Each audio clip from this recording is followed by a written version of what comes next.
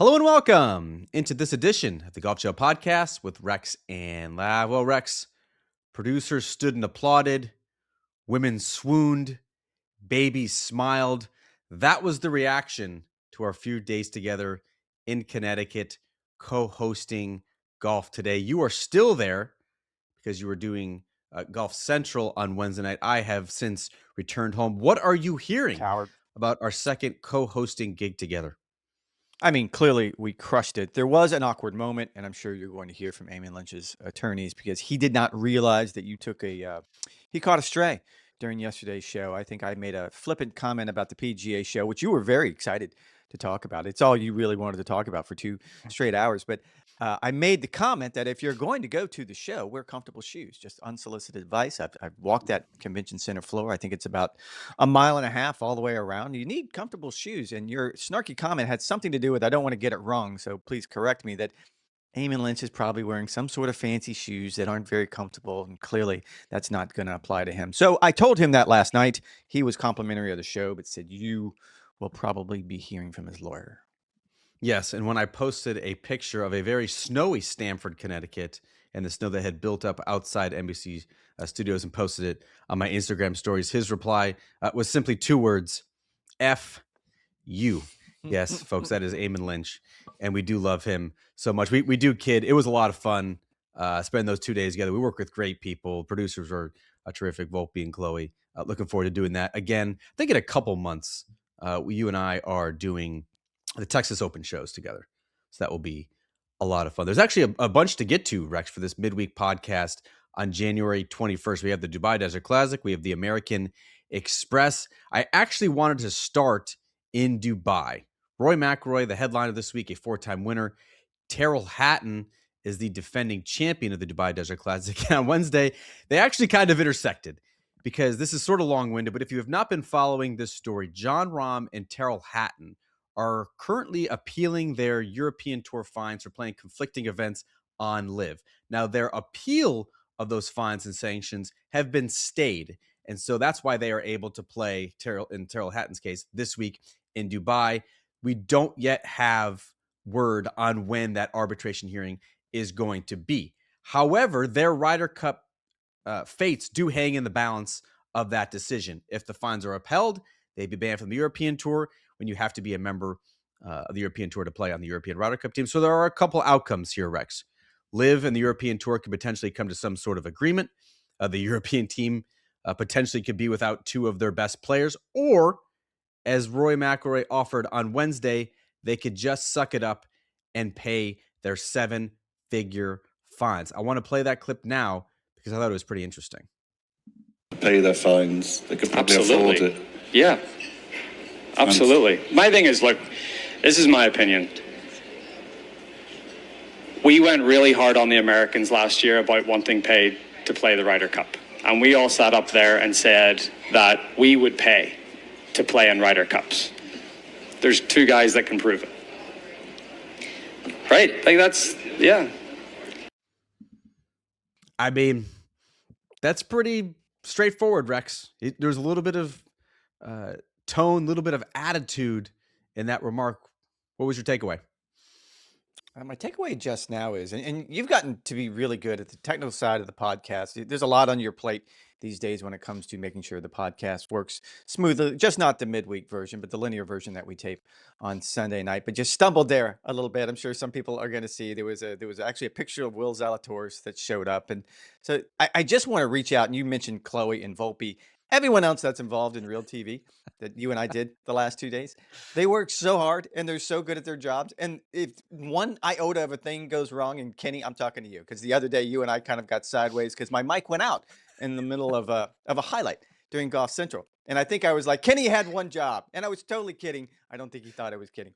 Kenny's very good at his job. You get an idea of how difficult these things can be when they're on the fly. So I just wanted to point that out. I do think it's fascinating twofold on this front when it comes to Rory's comments. One, if you're the European team, suddenly whoever the captain is going to be of the U.S. team is thinking to themselves, depending on how this arbitration plays out, maybe we do have a bit of a chance in Ireland coming up next year. Because if they don't have Jon Rahm and Hatton, I mean, it's a start. I don't know that the United States can still dig out of that hole and try to win an away Ryder Cup for the first time in over 2 decades. But it's a start. So whoever the captain is has that to look forward to. And I do love the idea that Rory put his money where his mouth was.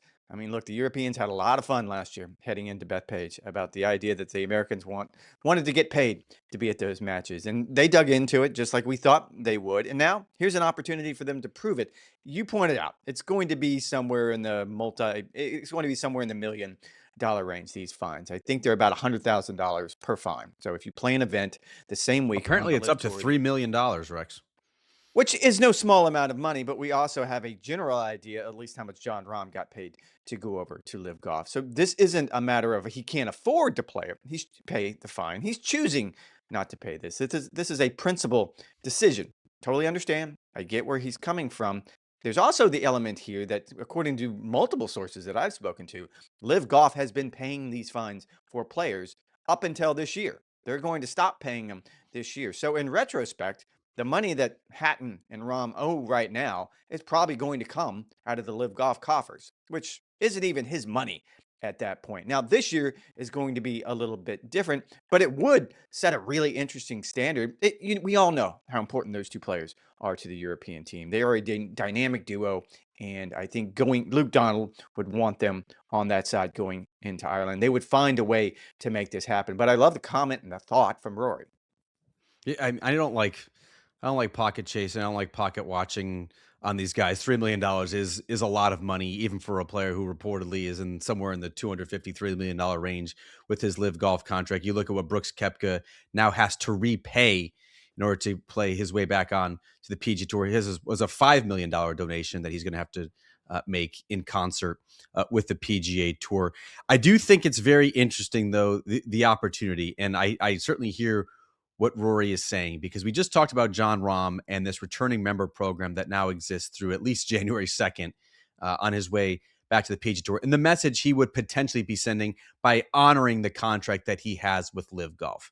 That, yes, I know that I can go play with the best players in the world. I know I can go play for history and legacy and tradition and all of that stuff, but I am deciding to do this team thing instead.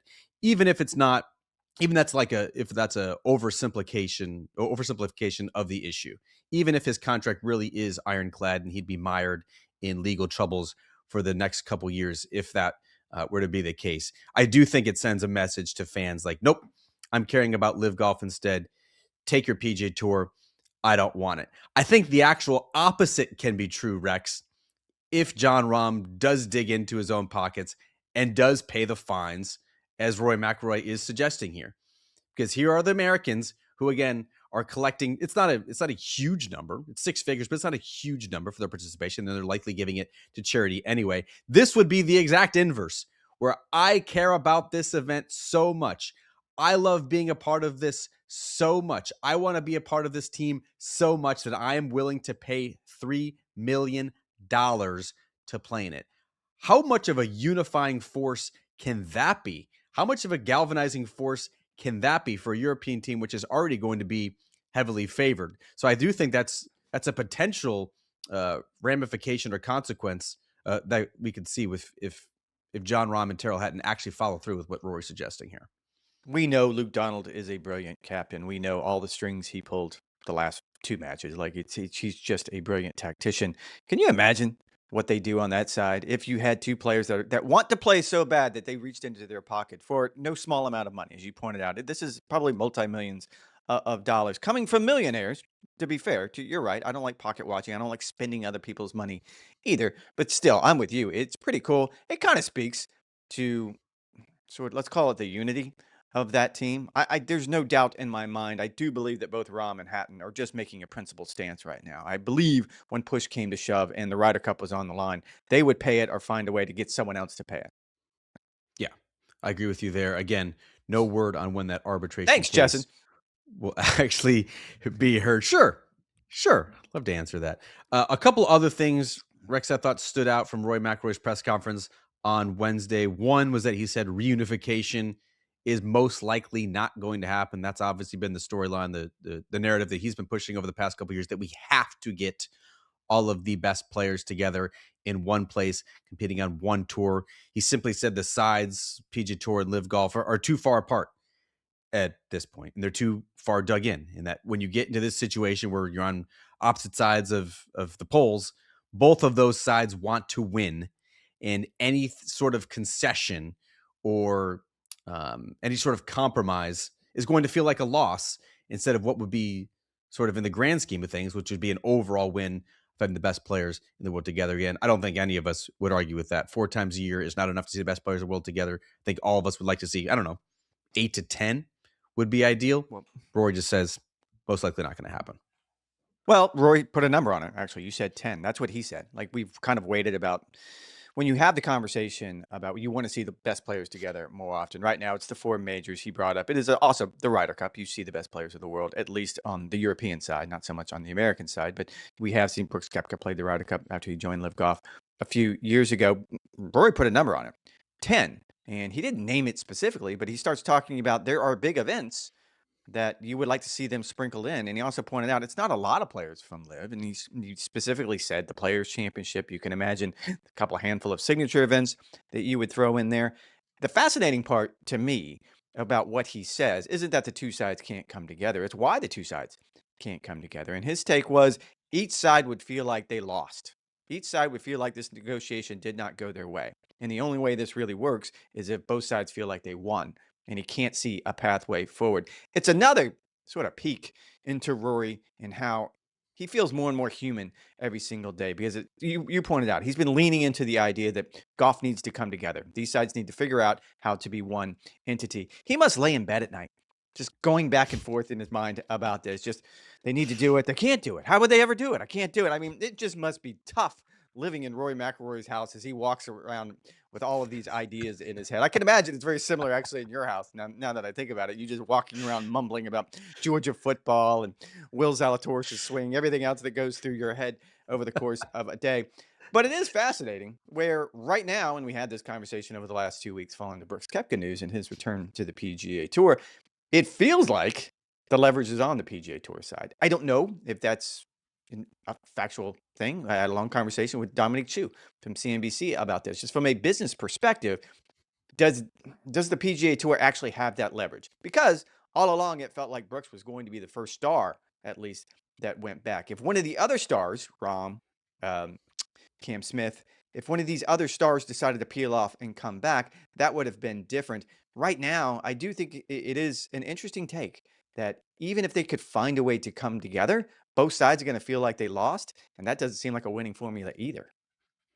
Yeah, we'll get to Live Golf's edition, Michael La Sasso, here in a second. I do want to get to something else that Rory said that stood out to you, Rex, and that's as we transition to this post-career Grand Slam world that Rory is going to be now residing in as a living legend of the sport. Basically said on Wednesday, he just wants to play when and where he wants to. He doesn't want to be beholden to sponsors. He doesn't want to be beholden to times in the schedule. Obviously, the major championships are going to hold precedence for him in his mind, but he kind of wants to do things out of joy at this point in his career and not necessarily out of obligation.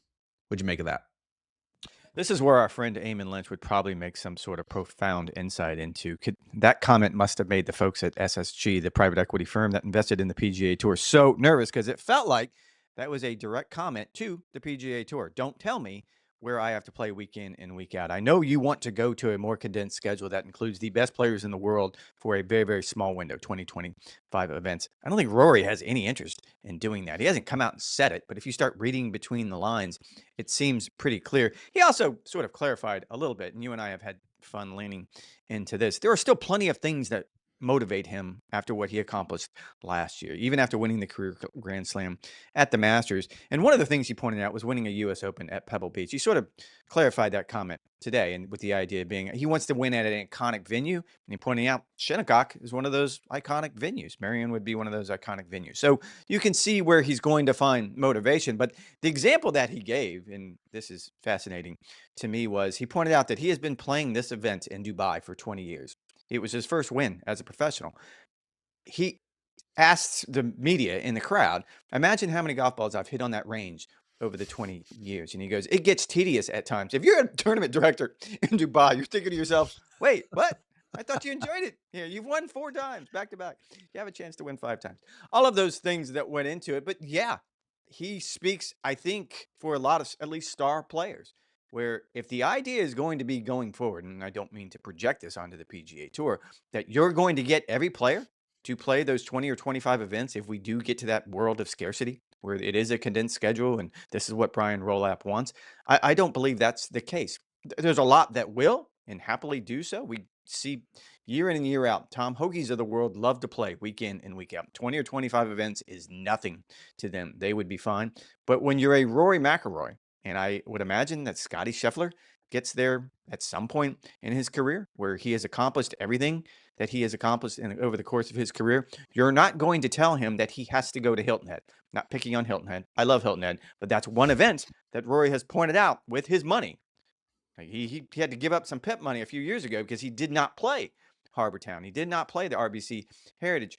You're not going to be able to tell a player of that caliber that you have to play here. And I think there's going to be a handful of those star players going forward. They're going to be like, nah, I'm good. Hilton Head's a pass for me, bro.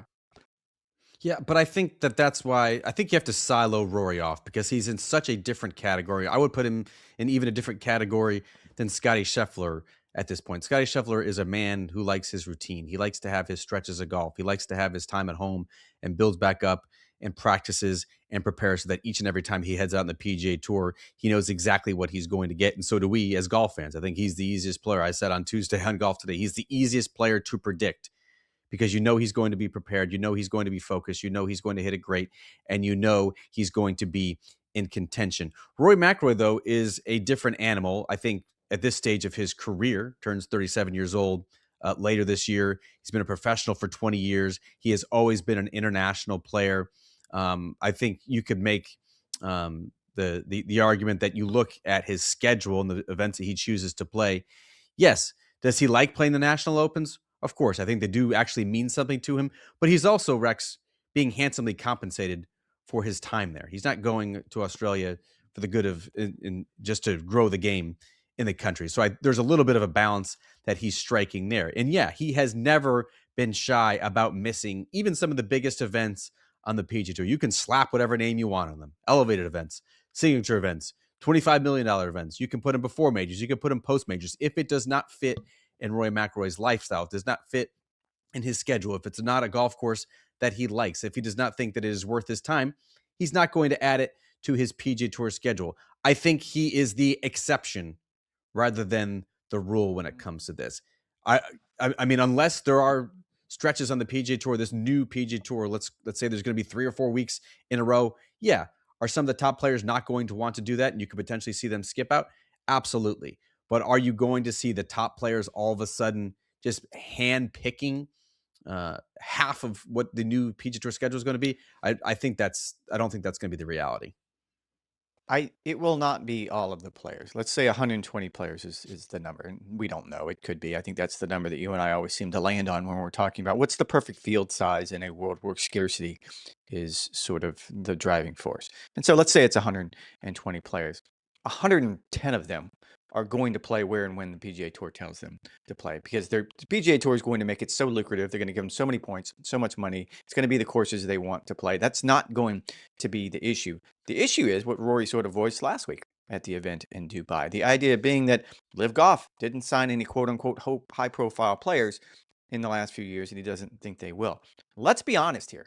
The definition of high-profile players doesn't go too far beyond 10, 15 at the most that truly move the needle when it comes to, I mean, that's probably more than you have in your mind, but that truly move the needle. The way the TV networks would want them to move the needle, the way the corporate sponsors would want them to move the needle, the way you want to see the clicks, the way you want to see the attention. There isn't a whole lot of those players. And you're right, Rory is siloed off, and he is at a different stage. I don't think it's that far, though, to say that I can imagine Scottie Scheffler. We went down this yesterday when you and I were doing the show, and we did a sort of a segment on Scottie comparing last year to this year. I was amazed. Like, I don't think I ever really locked in on it. His schedule has remained almost the exact same schedule for the last 4 or 5 years. He is a guy of routine. And if suddenly you're going to break up that routine and tell him that, no, you're not going to play those 6 or 7 events.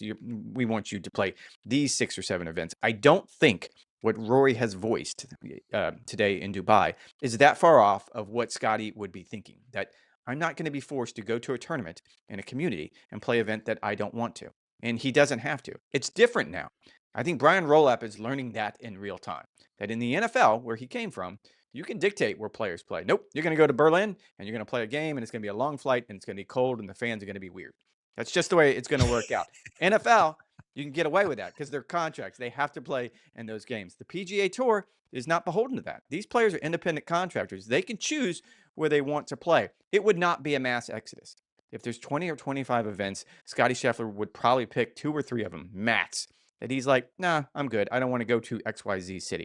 Rory, probably the same thing. But if you have 4 or 5 of the game's stars making those decisions, it sort of erodes the product to a degree. Yeah, and I would say Scottie Scheffler has already made some difficult decisions. Remember last year he did not play the Truist Championship leading into the PGA, even though that was a signature event, even though that was an enormous purse, because it didn't fit in what he wanted to do. He learned a couple lessons the prior year about what his preparation and best practices are heading into a major championship. What happened at Quail Hollow? He went and won the PGA Championship. I certainly hear you. And I completely agree with what you're saying. What you would hope is that this isn't just Brian Rolapp going rogue and being like, here's what the schedule is going to look like. Here's going to be the rhythm and the cadence. You would think Tiger Woods, who is heading the Future Competitions Committee, Tiger Woods, who has done a better job of this than anyone in the history of the game of peaking and performing at the major championships in a small window, would understand this is what an elite player would want to do. This is the rhythm and the cadence throughout the calendar year that I think would be conducive for success in that. And yes, you're supposed to be getting a cross-section of the Tigers and the Cantlays, as well as the Camilo Villegas and the players who are on the outside looking in for the major championships. But I think overall, you're going to see, at least I would hope that you are going to see a schedule that has a natural flow to it, that even the top players can be like, yeah, I can see this. This would work for me. And this makes logical sense as we're trying again to get to the top players peaking at the major championships. That's the beauty of the blank piece of paper experiment, where yes, if you can have Tiger and someone like that sit down and come up with the best schedule, it's probably going to work. And I don't know this for a fact. My guess is fans in Berlin are great football fans. I was just throwing that out there as an example. Yes. Woo, good Folks, kick save.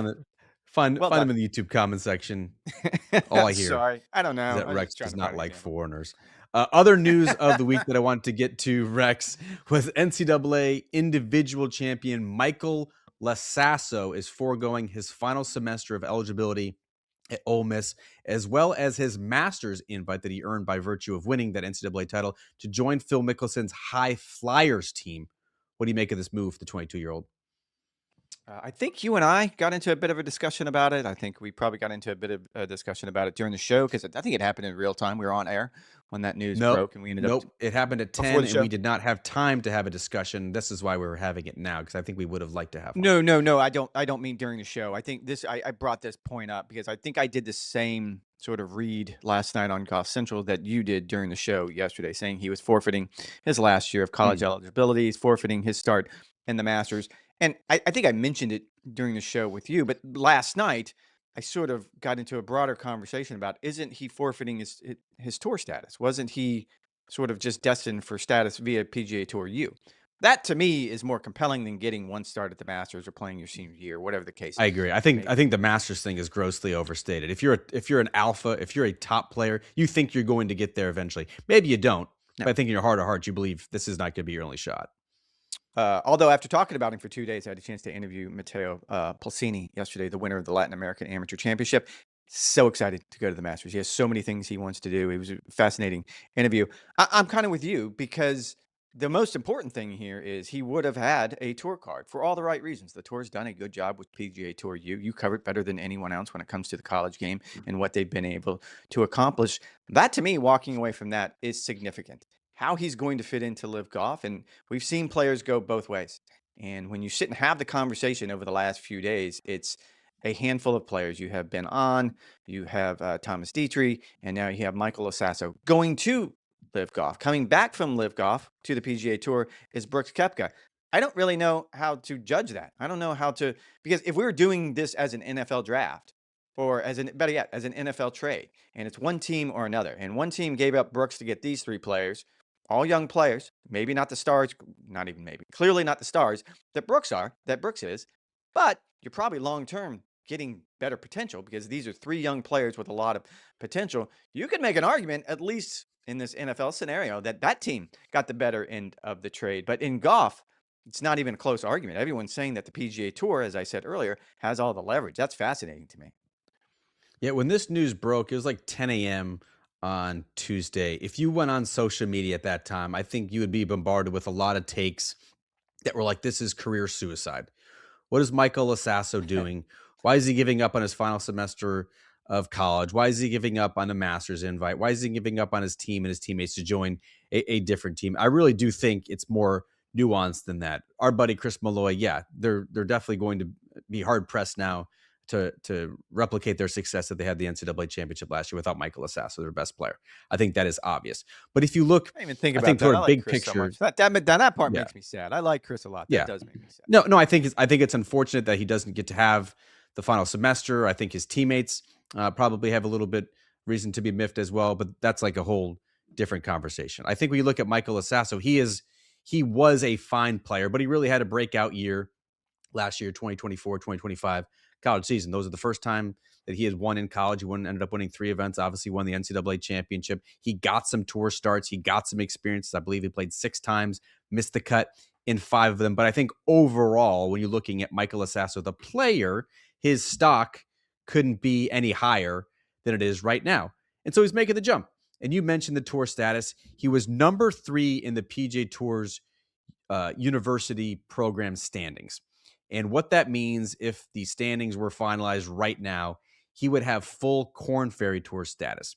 Ben James is more than likely going to get the number 1 spot and thus a PGA Tour card, not just for the remainder of 2026, but also the 2027 season at all. So if Michael La Sasso then goes on the Korn Ferry Tour, like that's not a given that all of a sudden he's going to be promoted to the PGA Tour, not just in 2026, but in the next couple of years. They've reduced the number of players who are going to be graduating from that tour to 20. You look at sort of the landscape and how difficult it is to win on the Korn Ferry Tour. I mean, every week you're going to need to shoot 20, 25 under par to have an opportunity. And so the route that Michael La Sasso has taken, he now has an 8-figure payday, which is nothing to scoff at, again, for an unproven player who doesn't have a direct line to the PGA Tour. He now has an opportunity to play a worldwide schedule. He has an opportunity to play 72 holes, again, not 54 holes, so it's not like he's playing some alternate format. There is at least the potential in 2026 to earn official world golf ranking points. I think they've been pretty clear that they're making some concessions with the OWGR to try and make that happen. And just like some of the other young players on that tour, he can moonlight on the DP World Tour and the Asian Tour if he really wants to. If he wants to get more experience, if he wants to get world ranking points that way. You look at the young players on LIV, David Puig, Tom McKibben, Caleb Surratt, Jose Le Ballester. Like, these guys have all splashed at some point over the past couple years. That's a good crop of young players. And so I think it's a little bit more nuanced than just being like, oh, this guy's going to die on the vine. And maybe he will. Maybe this will be career suicide. But I do think that there is a path to relevance because not every tour player is going to splash at 22 anyway. I agree. No, and that's some interesting nuance. I hadn't even thought through it that much. And again, giving up the status, I thought it was going to be PGA Tour status, but giving up Korn Ferry Tour status, that's probably a trade-off I would make. I would have loved to have been in the room as he walked through this decision-making process. I assume he has a manager who sort of negotiated this deal with him. And give me the pros and the cons. You did a real good job of explaining the pros. The cons are, of course, is you're going to get on this tour and it's not going to develop you the way you probably want to be developed. I did find it fascinating yesterday that one of the narratives coming from LIV Golf, well, he's on Phil Mickelson's team and Phil Mickelson is great nurturing young players. Is he? I don't know. Like, he has good relationships. I do think Phil, to his credit, pours a lot of himself into his team and cares about the next generation. Is he necessarily a great role model in some respects? No, but I would push back against the assertion that he's ambivalent towards growing these guys and wanting the team to be successful. No, I kind of went back to his days on tour, and let's go back to the Ryder Cup when Keegan Bradley was a young Ryder Yep. Cupper, and Phil essentially had him sit out matches because Phil didn't want to play the matches, and they were an assumed team. That, to me, you could argue, sort of stunted Keegan Bradley's growth. You probably should have sent him out with someone else then, if that was the case, because Keegan was playing well alongside Phil Mickelson. Maybe it doesn't work with someone else. So I just don't know if that flies. But yeah, it is an interesting conversation to talk about the pros and cons. But I'll go back to my original assertion, and you're an NFL guy. If I just told you 2 NFL teams made this trade, who won? Oh, I mean, I think not even just the Michael La Sasso. You look at the other players that LIV Dietrich. has gained this season: a Thomas Dietrich, an Elvis Smiley, a Ben On, now an exciting young Laurie prospect, Cantor. Yeah. Laurie Cantor. I mean, those are all nice players. To Rory's point, they are not needle movers. They're depth No. pieces. They're second and third strings potentially if you're looking at an NFL roster. And it is very interesting. I think that LIV is in a sort of a middling state right now where they're trying to figure out exactly who they want to be. And I got to give a shout out. I have some stats here from our guy, Robops on Twitter. He's a friend of the program, frequent listener. He mentioned that LIV only has 11 players, Rex, who are under the age of 30. And that is the least of any season they've ever had since LIV launched in 2022. The average age of the LIV player is nearly 36 years old, and 30% of the roster is 40 or older. Obviously, some of those numbers are skewed by a Phil Mickelson. Obviously, some of those numbers are skewed by a Richard Bland. However, the numbers are what they are. And 30% of your roster being 40 plus, when they seem to want to be pushing this youth movement and the exciting young players, and these are the prospects, the future is playing now. That's not necessarily the case on LIV. Do they have a handful of those guys? Absolutely. Without a doubt, David Puig, I think, is like a future star in the making. But the Korn Ferry Tour boasts those players as well. And I think by the percentages, the Korn Ferry Tour actually has a higher percentage of exciting young prospects, guys under the age of 25, under the age of 30, than LIV can boast right now. There still needs to be a lot of turnover if they actually want that mantra and that attitude to actually be accurate.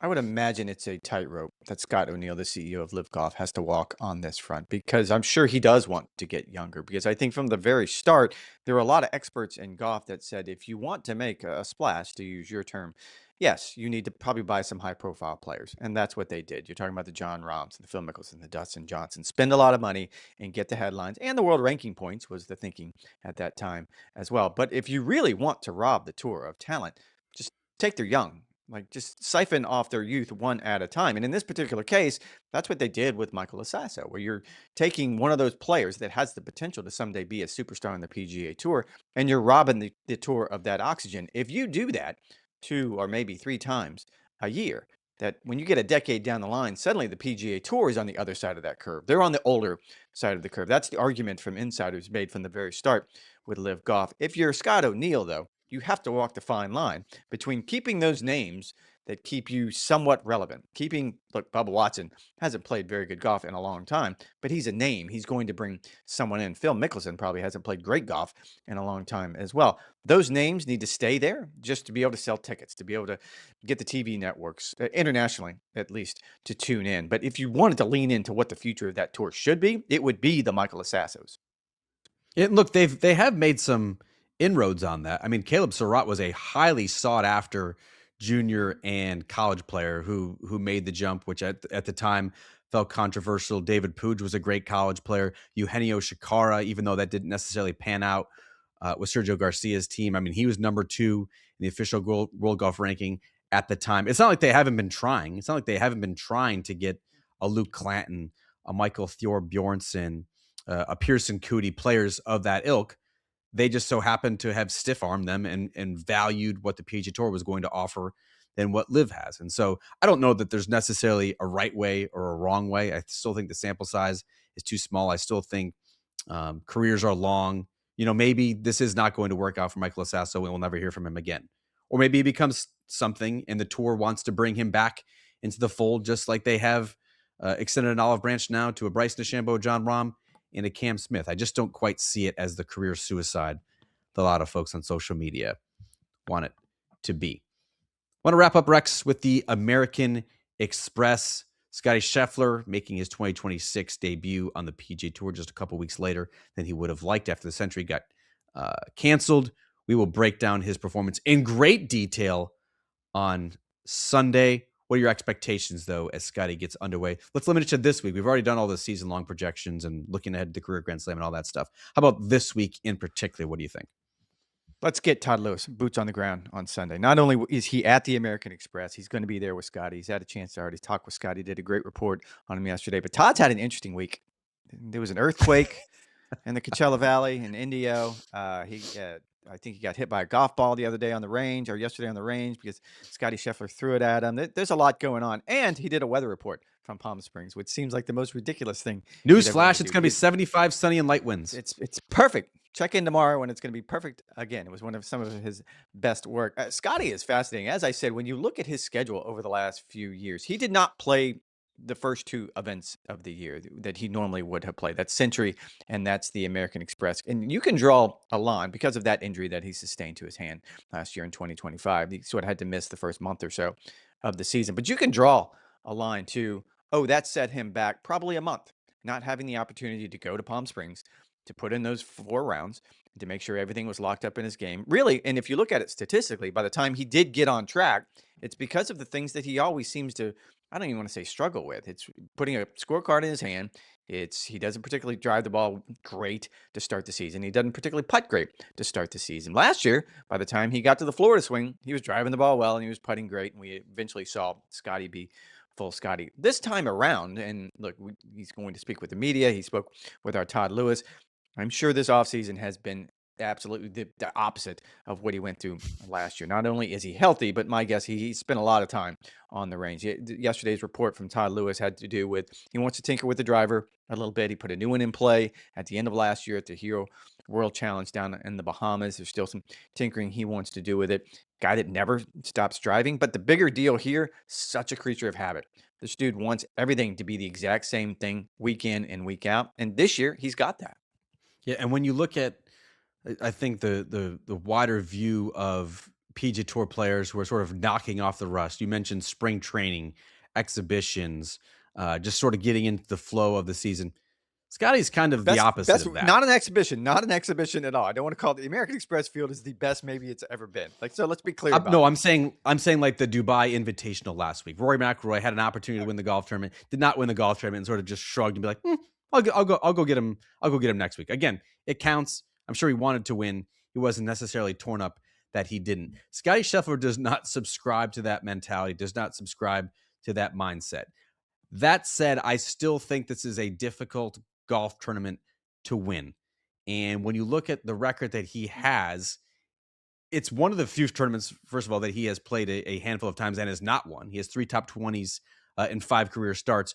But it's really difficult in the season open to know exactly where your game is. You can play as many money games as you want in Dallas, but you still don't know exactly how it's going to be inside the ropes. So you're probably going to be a little bit rusty, especially with your scoring clubs. It's a 156-man field at the American Express. There's a cut after 54 holes. It's the biggest of field that you find throughout the PGA Tour season. So you're going to have some variance there with guys who get hot and guys who did not. You're going to have calm conditions. It's going to be a putting contest, as John Rahm once lamented a couple of years ago. And so we put all of those together, and this tournament in particular is more conducive to long shots.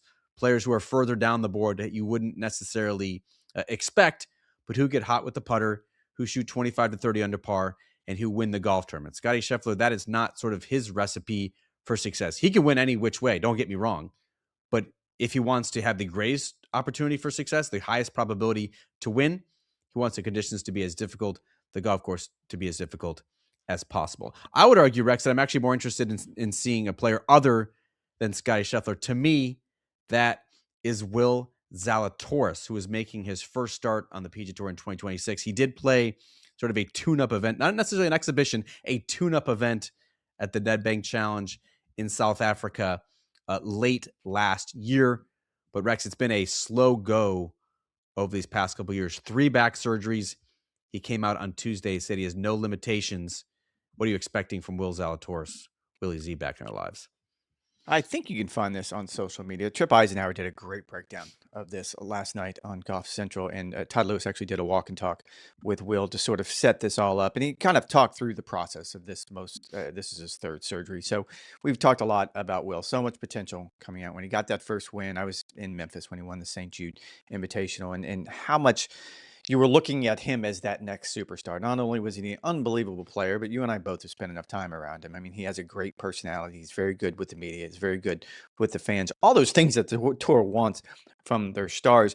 But as the years went by and he kept piling up surgeries for such a young person, I mean, I think you and I both had the same reaction that this is not turning out well. I had a long conversation. I don't want to name names on the range last year at the U.S. Open with 2 really high-profile, longtime swing coaches on the PGA Tour. And I was amazed how both of them were in agreement that if he doesn't fix his swing, when he comes back from this most recent surgery, he's never going to make it. You might as well just write him off. Now, it was the reverse C. It's all the things. I'm not a swing guy. You're not a swing guy, but you can see it. If you look at his swing before this most recent surgery, you could see the torque. You could see the stress. You could see why he So was he sort of putting lunged himself. at the ball. Yeah, the reverse C. He always sort of got behind it and got the reverse C. And look, a lot of players do this. There's not one swing that works. I think Scottie Scheffler has proven that for all time, if not Bubba Watson.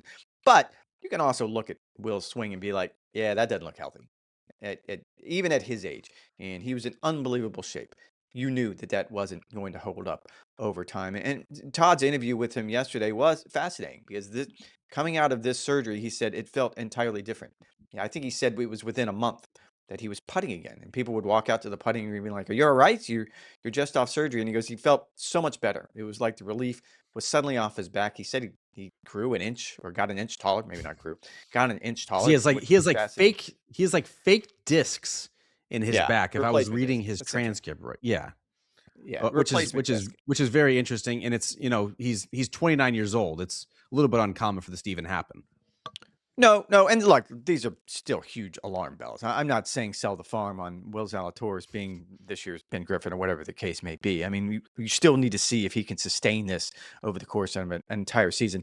But like I said, Tripp did a breakdown, and normally you and I, who have just normal human eyes, we can look at a breakdown that a Brandel Chambly does and be like, yeah, I don't see any difference. I don't understand. This is Tiger in 1999 and Tiger in 2009. You're like, all right, if you tell me it's different, I believe it. You can so vividly see Will Zalatoris' swing side by side to where it was before this most recent surgery and where it is now. He's still slightly behind the ball, but it's not like it was before. It gives me reason to be really optimistic for him.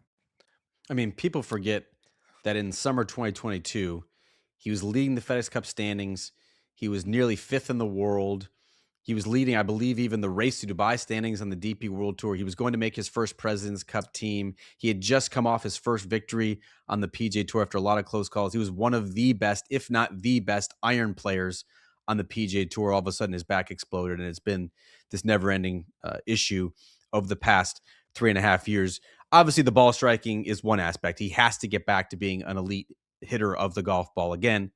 It was also the putting, Rex, over the past couple of years, where he has been tormented and tried to find a solution as well. We're certainly wishing the best. You mentioned how big of a star he could be for the PGA Tour. His personality, his game, his recognizability. He had a big spot in Happy Gilmore 2, which was on Netflix last year. So his recognizability, his marketing, his marketability is as high as it's ever been. Now we hope the performance matches up with that. He is playing on a major medical extension this year on the PGA Tour, so he's not exempt into the signature events, can receive sponsor exemptions, but so he's going to have to play his way most likely into those elite events and have to, he said, sort of pick and choose his schedule to make sure he is maximizing those tournament starts. He doesn't have any limitations physically. He said he could play weeks and weeks and weeks in a row without any health setbacks. Not being in the signature events, he might have to play weeks and weeks and weeks in a row. But yeah, that was part of the conversation last night. I think Ben Griffin is a great sort of standard. He started the season last year, Ben did, and wasn't in the signature events, played his way into the signature events, and ended up playing his way into the U.S. Ryder Cup team room. I can envision, if everything goes his way physically, a similar year for Will. Absolutely. High ceiling for Will Zalatoris. as well as the rest of the field. It's the best American Express field they've had in eons. Actually, when you look at the field ranking, the official World Golf ranking, higher than any signature event over the past 2 years. So plenty to watch this week, not just in Dubai, coffee golf, but also in the afternoon, the American Express. All right, that is going to do it for this edition of the Golf Show Podcast with Rex and Lav. We'll be back on Sunday night for a full recap. A lot going on. Rolex Series event on the DP World Tour and obviously the American Express. We'll be efforting to get Tlu. He can bring us up to date on his workman's comp complaint after Scottie Scheffler threw a golf ball at him live on Golf Today. Ouch. He said it Plenty hurt. more. He actually yipped on He goes, TV. "Ouch!" Yes. It was hard to believe him, but he did indeed say that. In the meantime, until we get to Sunday, you guys know the drill. www.golfchannel.com for our latest news, notes, and nuggets. Enjoy the rest of your week. We'll talk to you guys Sunday night. So cold here.